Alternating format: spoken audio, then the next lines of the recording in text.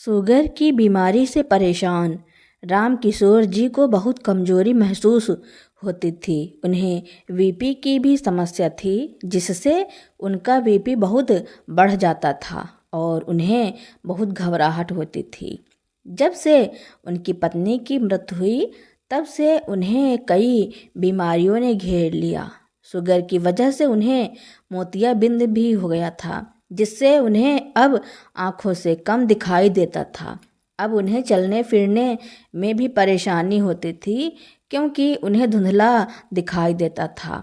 उन्होंने कई बार अपने बेटे से दवाई लेने के लिए कहा, लेकिन बेटे और बहू सुनने का नाम ही नहीं ले रहे थे। वह तो उन्हें बोझ समझते थे। सारी खेती का जो भी पैसा आता था, वह सब बेटा अपने पास रखता था। यह नहीं बनता था कि कुछ पैसे अपने पिता को भी दे दें कि वह अपना कुछ खर्चा चला सकें। राम किशोर जी को एक एक चीज के लिए बेटे और बहू के आगे हाथ फैलाने पड़ रहे थे, जिससे उन्हें बहुत शर्मिंदगी महसूस होती थी। जब बेटे बहू पिता के पैसे मांगने या कोई चीज मांगने पर नहीं लाते थे, तब वह बहुत परेशान हो जाते थे। बहुत दिनों से राम किशोर जी की दोनों आंखों में मोतियाबिंद हो गया था। एक आंख से तो पूरी तरह से उनको दिखना ही बंद हो गया। बस एक आंख ही ले देकर बची थी। उसके लिए भी वह अपने बेटे बहू से जब भी ऑपरेशन करवाने की बात करते कि बेटा, मुझे एक आंख से दिखता नहीं है और दूसरी आंख में भी बहुत दर्द रहता है, पूरा दिन आंसू निकलते रहते हैं, अपनी दिनचर्या के काम भी ठीक से नहीं कर पाता हूँ। पड़ोस के हंसराज जी बता रहे थे कि पास के ही शहर में आँखों के ऑपरेशन का एक कैंप लगा हुआ है। अच्छे अच्छे डॉक्टर आए हैं। सुना है सीतापुर से डॉक्टर आए हैं, तो तुम मेरी भी दूसरी आँख का। राम किशोर जी इतना ही बोल पाते कि फ़ोन पर बात कर रही उनकी बहू नेहा चिल्लाते हुए कहती है, दिख नहीं रहा है कि मैं फ़ोन पर बात कर रही हूँ और तुम्हारा बेटा अपने लैपटॉप में काम कर रहा है, तो किसको तुम अपनी यह फालतू की बकवास सुना रहे हो? इधर हमारे पास तुम्हारी फालतू की बकवास सुनने का समय बिल्कुल भी नहीं है। तुम्हारा तो रोज का ही कुछ ना कुछ हो गया है। कभी यह कर दो तो कभी वह कर दो। हम क्या यही सब करने के लिए बैठे हैं? जाओ चुपचाप से अपने कमरे में बैठ जाओ और कुछ नहीं होगा तुम्हारी आँख को। वैसे भी कानी आँख लेकर के पूरे घर में अपशगुन करते रहते हो। सुबह सुबह तुम्हारा मुंह देख लेती हूँ तो मेरा पूरा दिन बर्बाद हो जाता है। मुझे तुम्हारा मुंह नहीं देखना है। पलट के अपने कमरे में चले जाओ। राम किशोर जी आशा की निगाहों से अपने बेटे की तरफ देखते हैं कि शायद बेटा उन पर दया दिखाकर कुछ कहे, लेकिन बेटा भी कहता है, क्या पापा जी, आपको तो घर में रोज न रोज कलह करने की आदत पड़ गई है। शांति से घर में बैठे नहीं रह सकते हो? सुबह शाम रोटियां खाने को मिल रही हैं, खाएं और भगवान का नाम जपें। लेकिन नहीं, हम सबको बीच में आकर के डिस्टर्ब करना है। निराश राम किशोर जी वापस से अपने कमरे में आकर चारपाई पर बैठ जाते हैं। बैठे बैठे सोच रहे हैं कि मैंने भी क्या किस्मत पाई है। एक तो इस बुढ़ापे पर मेरी पत्नी मेरा साथ छोड़कर चली गई, ऊपर से बहू बेटा भी ऐसे हैं कि जिनको अपने बूढ़े पिता की फिक्र ही नहीं है। चाहे वह कैसे भी रहें, कितनी भी तकलीफ सहन करते रहें, किसी को दिखाई नहीं देता है। दोपहर को बहू बेटा तैयार होकर के मॉल में घूमने जा रहे थे। बेटा एक प्लास्टिक की प्लेट में दलिया परोसकर अपने पिताजी के सामने दरवाजे से ही प्लेट को खिसका देता है और कहता है, हम दोनों घूमने जा रहे हैं, रात तक आएंगे। एक प्लेट दलिया और रखी है, रसोई के दरवाजे के बाहर। वह तुम्हारे रात के लिए है, अभी मत खा लेना। बेटे के बाहर जाने की बात सुन करके राम किशोर जी झट से अपनी चारपाई से उठते हैं और अपनी खूंटी पर टंगे हुए झोले से कुछ तलाशने लगते हैं। झोले से वह एक आँखों में ड्रॉप डालने वाली शीशी निकालते हैं जो कि पूरी तरह से खाली हो गई है। कांपते हुए हाथों से बेटे के पास जाकर कहते हैं, बेटा तुम बाहर जा रहे हो तो मेरी आँखों की यह दवाई लेते आना, खत्म हो गई है। इस दवाई की 2 बूंद डाल लेता हूँ तो थोड़ा दर्द में राहत होती है। बहुत दिनों से खत्म हो गई है। तुमसे कहने की हिम्मत नहीं हो रही थी, लेकिन आज जा रहे हो तो बेटा ध्यान से लेते आना। बहू नेहा दवाई की शीशी को उठाकर कचरे के डब्बे में फेंक देती है और कहती है, हमारे बाहर जाने के नाम से ही खर्च बताने लगते हो। अरे कुछ दिनों तक आँख में दवाई नहीं डालोगे तो मर थोड़ी ना जाओगे। थोड़ा बहुत दर्द होता है तो सह लेना, बुढ़ापे पर तो दुख तकलीफ लगी ही रहती है। प्रेम कहता है, पिताजी एक आँख से दिखता नहीं है, दूसरी आँख में इतना दर्द होता है, लेकिन फिर भी चैन से नहीं बैठ सकते हो। पूरा दिन घर में इधर से उधर टहलते रहते हो। अरे खुद तो कुछ काम धाम करते नहीं हो, 4 पैसे भी नहीं कमाते हो, घर खर्च ही खर्च बताते रहते हो। लेकिन कम से कम हमें तो अपने काम करने दो, चुपचाप से अपने कमरे में बैठे रहिए। इतना कहकर दोनों बेशर्म की तरह दोनों घूमने के लिए निकल गए। बेटे बहू के जाने के बाद राम किशोर की बेटी गरिमा उसी दिन घर आ जाती है। गरिमा को अपने पिता की दयनीय हालत की बिल्कुल भी भनक नहीं है, क्योंकि भैया भाभी उसके सामने उसके पिता के साथ बहुत अच्छा व्यवहार करते हैं। वह जब कभी 2-4 दिनों के लिए अपने मायके रहने आती है तब उसके भैया भाभी उसके पिता को बहुत अच्छे से खाना भी खिलाते हैं, उनका ख्याल भी रखते हैं। जिस तरह से वह अपने पिता की तरफ से पूरी तरह से बेफिक्र थी। 2 साल पहले उसकी माँ गुजर गई थी, अब पिताजी अकेले रह गए हैं तो उसे अपने पिता की ज़्यादा चिंता रहती है। इसलिए आज वह अचानक से अपने पापा से मिलने के लिए आ गई। बहुत दिनों से उसे अपने पापा की याद आ रही थी, इसलिए बिना बताए ही आ गई।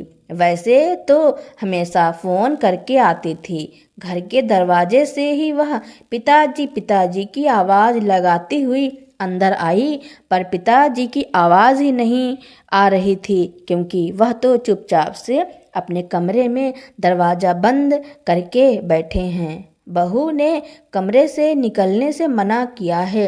घर के सारे दरवाजे पर, यहाँ तक कि रसोई में भी ताला लगा हुआ है। रसोई के बाहर एक प्लेट में ढकी हुई दलिया रखी है जो कि राम किशोर जी के लिए बहू बेटा शाम के लिए रख कर गए हैं। कहीं से कोई आवाज़ नहीं आती है तो वह भैया भाभी को आवाज़ देती हुई दरवाज़ा खटखटाती हैं। गरिमा को थोड़ा घबराहट हो जाती है कि घर का मेन दरवाज़ा तो खुला हुआ है, लेकिन अंदर कोई दिखाई नहीं दे रहा, ना ही कोई आवाज़ दे रहा है। फिर वह अपने पिताजी के कमरे के पास जाती है। खिड़की से झांक कर देखती है तो पिताजी तो कमरे में ही लेटे हुए हैं। वह आवाज़ देती है, लेकिन राम किशोर जी की आंख लग गई है। बेटी घबरा जाती है कि आखिर पिताजी दरवाज़ा क्यों नहीं खोल रहे हैं। वह ज़ोर ज़ोर से दरवाज़ा पीटती है तो हड़बड़ा कर राम किशोर जी उठते हैं। उन्हें लगता है कि बेटा बहू वापस आ गए हैं। घबराते हुए दरवाज़ा खोलते हैं, सामने बेटी को देखकर खुश हो जाते हैं। खुशी के साथ ही उनकी आंखों में आंसू भी आ जाते हैं। अपने पिता के चेहरे को देखकर ही गरिमा समझ जाती है कि मेरे पिता तकलीफ में हैं, कोई ना कोई बात ज़रूर है, क्या हुआ पिताजी, कोई बात है? अगर कोई बात है तो आप मुझे बताओ। और भैया भाभी कहाँ हैं? वह मुझे दिखाई नहीं दे रहे। आपकी तबीयत ठीक नहीं है? एक के बाद एक कई सवाल गरिमा अपने पिताजी से पूछ लेती है। हाँ बेटा, वह दोनों घूमने गए हैं, रात तक आएंगे। और तुम अचानक से कैसे आ गई? तुमने बताया भी नहीं कि आने वाली हो। हाँ पिताजी, बहुत दिनों से तुम्हारी याद आ रही थी। 2 दिन पहले सपने में भी दिखाई दे रहे थे, तो सोचा एक बार तुम्हें देख कर आती हूँ। इधर आई तो कोई दिख ही नहीं रहा, भैया भाभी भी नहीं है। मुझे ऐसा क्यों लग रहा है कि आप मुझसे कुछ छुपा रहे हो? कोई बात है जो मुझे बताना नहीं चाहते? नहीं नहीं बेटा, ऐसा कुछ नहीं है। अपने आंखों के आंसुओं को पोंछते हुए राम किशोर जी कहते हैं। गरिमा जिद करने लगती है। नहीं पिताजी, आपको बताना ही पड़ेगा कि आखिर क्या बात है। मैंने आज से पहले तो आपकी आंखों में कभी इस तरह से आंसू नहीं देखे हैं। रामकिशोर जी बहाना बनाते हैं कि वह मेरी आंख में दर्द हो रहा है ना, इसलिए आंसू निकल रहे हैं। चलो, आंख में दर्द हो रहा है तो एक आंख से आंसू निकलता है, लेकिन दोनों आंखों से आप रो क्यों रहे हैं? अपनी बेटी के सामने ज़्यादा देर तक अपने दर्द को राम किशोर जी छुपा नहीं पाते हैं और सब कुछ बता देते हैं कि बेटा, मेरी आंखों में 2 महीने से लगातार दर्द हो रहा है। एक आंख में तो पहले से ही दिखना बंद हो गया था, दूसरी आंख में भी मोतियाबिंद हो गया है। बेटा ऑपरेशन करने के लिए तैयार नहीं है। ऑपरेशन तो दूर की बात है, एक छोटी सी दवाई भी नहीं लाता है। कहता है कि घर में तुम करते ही क्या हो, अब बुढ़ापे पर मैं क्या करूँगा? पूरी जिंदगी तो किया है और अब मुझे काम भी कौन देगा? इन बूढ़ी हड्डियों से अब काम नहीं होता है। पास के ही शहर में आँखों के ऑपरेशन का एक कैंप लगा है। बेटे बहू से कहा तो उन्होंने साफ मना कर दिया। मुझे तो डर यह लगता है कि बेटा, जब तक मुझे दिखाई दे रहा है मैं अपने काम खुद से कर लेता हूँ, और जिस दिन मुझे दिखना बंद हो गया तो मैं पूरी तरह से बेटे बहू पर आश्रित हो जाऊँगा। फिर तो मेरे जीते जी नर्क हो जाएगा।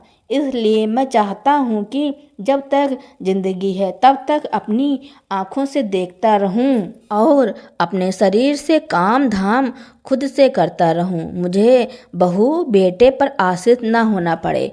आज मैं आर्थिक रूप से बहू बेटे पर आश्रित हूँ तो मेरी यह दशा है।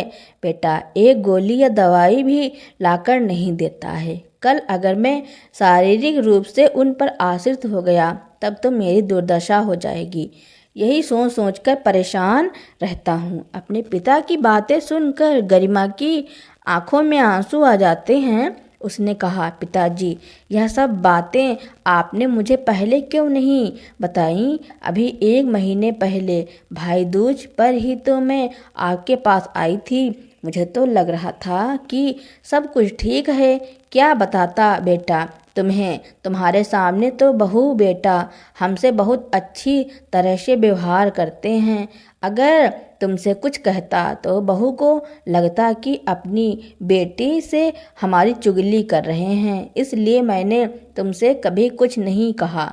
और फिर तुम भी तो संयुक्त परिवार में रहती हो, तुम्हारी भी बहुत सी जिम्मेदारियां हैं। मैं तुम्हें अपनी तरफ से परेशान नहीं करना चाहता था।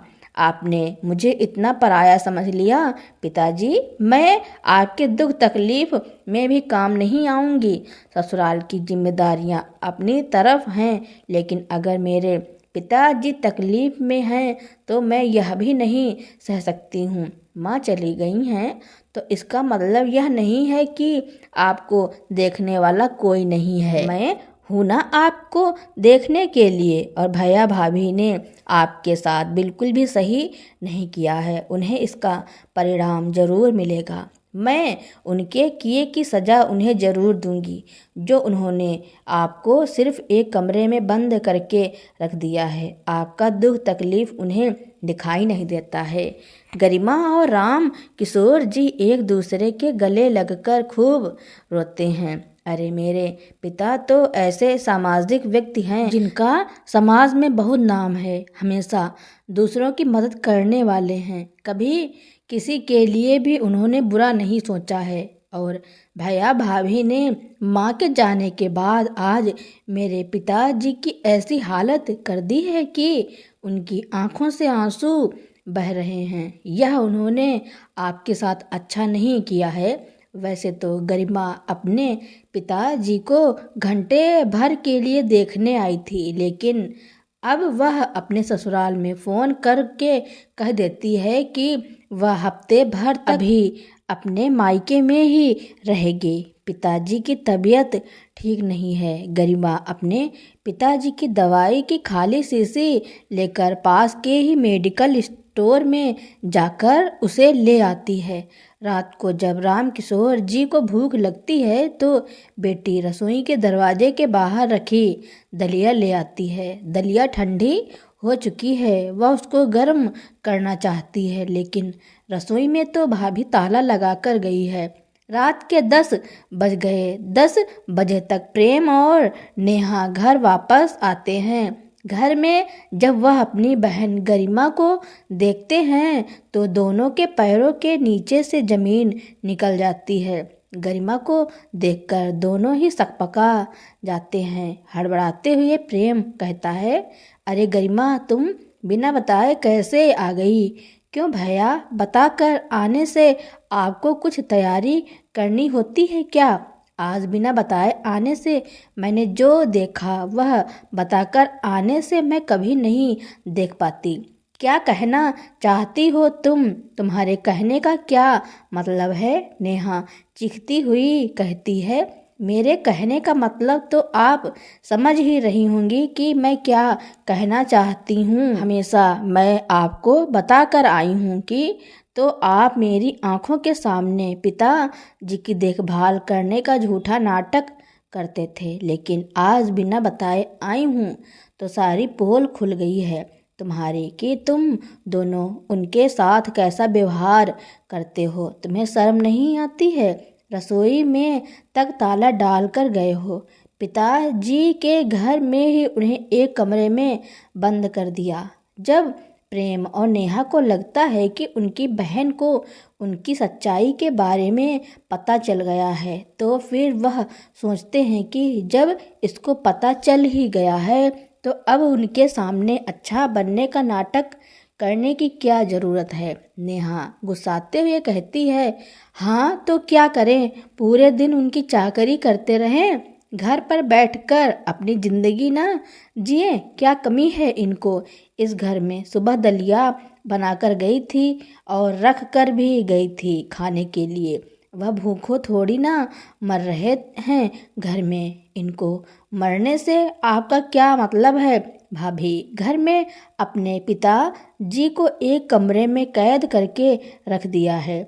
उनके ही घर में कहीं भी आने जाने से मना कर दिया है। और भैया, आपको शर्म नहीं आई पिताजी के साथ यह सब बातें करते हुए? आपको दिखाई नहीं देता है पिताजी की आंखों में कितना दर्द हो रहा है?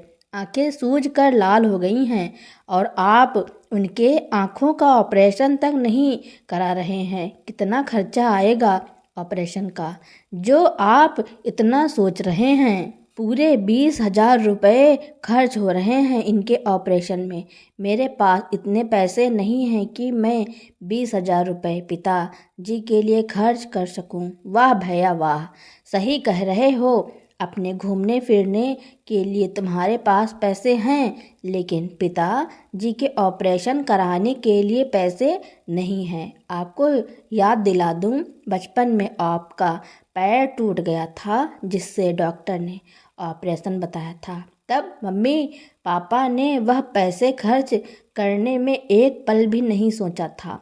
मम्मी ने अपने सारे बचे बचाए पैसे पिताजी को दे दिए थे कि जाकर के प्रेम का ऑपरेशन करवा दो, मेरे बेटे को इस दर्द से छुट्टी दिला दो। बेचारा दर्द से कराहता रहता है, मुझसे देखा नहीं जाता, लेकिन आप सिर्फ 20,000 रुपये खर्च करने के लिए आज इतना सोच रहे हैं। गरिमा के मुंह से ऐसा जवाब पाकर प्रेम और नेहा तिलमिला जाते हैं। नेहा कहती है, अगर तुम्हें ऑपरेशन कराने का इतना ही शौक है तो तुम्हारे भी तो पिताजी हैं, ले जाओ अपने साथ, करा दो ऑपरेशन। गरिमा कहती है, मैं तो अपने पिताजी का ऑपरेशन करा ही दूंगी, एक पल भी नहीं सोचूंगी, लेकिन तुम एक चीज़ का ध्यान रख लेना भैया कि पिताजी का ऑपरेशन कराने का फ़र्ज तुम्हारा है, क्योंकि पिताजी की सारी प्रॉपर्टी, पैसे, घर, ज़मीन सब तुम ले रहे हो, मैं नहीं ले रही हूँ, तो फ़र्ज भी तुम्हारा बनता है। जिस घर में तुम रह रहे हो यह घर भी पिताजी का बनाया हुआ है, और हर साल जिस ज़मीन के पैसे तुम ले लेते हो वह ज़मीन भी पिताजी की ही है। गरिमा अपने भैया भाभी को सबक सिखाने के लिए धमकी देती हुई कहती है, ठीक है भैया, मैं कल ही अपने पिताजी को सीतापुर के अस्पताल में आँखों का ऑपरेशन करवाने के लिए ले जा रही हूँ। अगर मैं बेटे का फ़र्ज निभाऊंगी तो आप खुद समझदार हैं, फिर मैं भी ज़मीन में हिस्सा मांगूंगी। हिस्से की बात सुनकर प्रेम और नेहा दोनों ही डर जाते हैं, कहीं ऐसा ना हो गरिमा सच में पिताजी की ज़मीन और घर में हिस्सा मांगने लगे। आज के कानून के हिसाब से बेटियां भी मायके में अपना हिस्सा ले सकती हैं। इतना कहकर गरिमा अपने पिताजी के कमरे में चली जाती है। पिताजी, आज आप आराम से सो जाइए, सिर्फ आज का दर्द और सह लो, कल मैं ऑपरेशन करवाने के लिए आपको ले चलती हूँ। सुबह होते ही गरिमा अपने पिताजी को अस्पताल ले जाती है। ऑपरेशन में जितने भी पैसों का खर्चा आता है सारे पैसे गरिमा खर्च करती है। अपने पिताजी के खाने के लिए फल और जूस ले आती है। अस्पताल में 2 दिन तक अपने पिताजी का खूब अच्छी तरह से ख्याल रखती है। इधर प्रेम और नेहा की रातों की नींद गायब है। उनके दिल में यह दर्द बैठ गया है कि कहीं गरिमा सच में अपना हिस्सा ना मांगने लगे। अच्छी तरह से सोच विचारने के बाद प्रेम और नेहा गरिमा के पास अस्पताल में पहुंच जाते हैं। गरिमा, मुझे माफ़ कर दो, मुझसे गलती हो गई, तुमने मेरी आंखें खोल दी है। अब मुझे समझ में आ गया है कि मेरे पिताजी के प्रति क्या फ़र्ज हैं, मैं उनको पूरा करूँगा। तुम बताओ ऑपरेशन में कितने पैसे खर्च हुए हैं, मैं सारे पैसे तुम्हारे वापस कर दूँगा और पिताजी की देख रेख भी करूँगा और आगे से उन्हें किसी चीज़ की कमी नहीं होने दूँगा। नेहा भी अपने पति की बातों में हाँ मिलाती है। गरिमा मन ही मन मुस्कुराती है कि मेरी धमकी काम कर गई, लेकिन फिर भी वह अपने भाई भाभी की बातों पर इतनी जल्दी भरोसा नहीं करती है। कहती है, ठीक है भाई, आप पिताजी के लिए अब अच्छा करोगे, यह तो मुझे समझ में आ रहा है, लेकिन घर पहुंचकर मुझे आपसे पिताजी को ले करके और भी बातें क्लियर करनी हैं, जिससे उन्हें आगे भविष्य में किसी भी चीज़ की कमी ना हो। गरिमा की बात सुन के प्रेम और नेहा थोड़ी देर तक तो खड़े के खड़े रह जाते हैं कि पता नहीं अब यह क्या बोलेगी। काफ़ी देर बाद सोचते हैं, ठीक है गरिमा, तुम जैसा कहोगी हम वह करने के लिए तैयार हैं। 4 दिन तक अस्पताल में रहने के बाद राम किशोर जी अपनी बेटी गरिमा और बेटे के साथ घर आ जाते हैं। आसपास मोहल्ले के लोग भी उनको देखने के लिए आते हैं। गरिमा अपने आस पड़ोस के 4 समझदार लोगों को बुलाती है और 4 रिश्तेदारों को बुलाती है। एक प्रस्ताव अपने भैया भाभी के सामने रखती है, जिससे कि उनके पिताजी का बुढ़ापा सुरक्षित रहे। गरिमा कहती है, भैया, आपको लग रहा होगा कि मैं इस घर में आपका हिस्सा लूँगी, पर मुझे इस घर से कोई हिस्सा नहीं लेना है। मुझे ऊपर वाले ने पहले ही बहुत कुछ दिया है, किसी चीज़ की कमी नहीं है मेरे पास। लेकिन बस मैं इतना चाहती हूँ कि पिताजी के दुख तकलीफ में आप उनका साथ दें। बुढ़ापे पर कुछ दवाइयों की ज़रूरत होती है, उसमें कमी ना होने पाए। उनके हाथ में रुपए रख दें, जिससे उन्हें यह लगे कि इस घर में उनका भी कुछ हक है। बेटा बहू उनका ख्याल रखता है, इसलिए मैं चाहती हूँ कि हर साल जब बटाई के पैसे घर में आते हैं तो उसका आप आधा पिताजी को देंगे और आधा आप रख लेना, जिससे पिताजी अपनी दवाई का खर्चा चलाते रहेंगे और जो पैसे बच जाएंगे वह बाद में आपको ही देंगे। लेकर के कहाँ जाएंगे? और उनके घर में उन्हें स्वतंत्रता के साथ रहने दिया जाए, क्योंकि उनका जो भी है बाद में सब आपको ही मिलना है, वह ऊपर लेकर नहीं जाएंगे। भरे आंगन में प्रेम नेहा अपनी बहन गरिमा की बातों को सुन रहे हैं और अब उनके पास उनकी बातों को मानने के अलावा कोई चारा भी नहीं है। वह गरिमा की सारी बातों को मान लेते हैं। अब गरिमा अपने पिताजी के लिए ऐसा निर्णय लिया था जिसे सुनकर लोग सराहना कर रहे थे कि ऐसी बेटी भगवान सभी को दे। वह यह जान चुकी थी कि ऐसा करने से उसके भाई भाभी पिताजी के साथ गलत नहीं करेंगे, ना ही उन्हें किसी चीज़ के लिए बेटे और बहू पर निर्भर होना पड़ेगा, क्योंकि खेती के आधे रुपए तो राम किशोर जी को ही मिलेंगे, जिससे वह अपनी दवाई और बाकी के खर्चे अच्छे से उठा सकें। अब गरिमा निश्चिंत होकर अपने ससुराल वापस लौट गई और बीच बीच में आकर अपने पिताजी से उनका हालचाल पूछती और कभी कभी तो वह आकर कई कई दिनों तक अपने पिता के साथ ही रहती थी, ताकि उन्हें अकेलापन महसूस ना हो।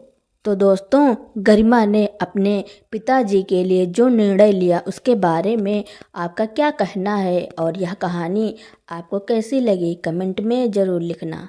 मेरी कहानी सुनने के लिए आपका बहुत बहुत धन्यवाद।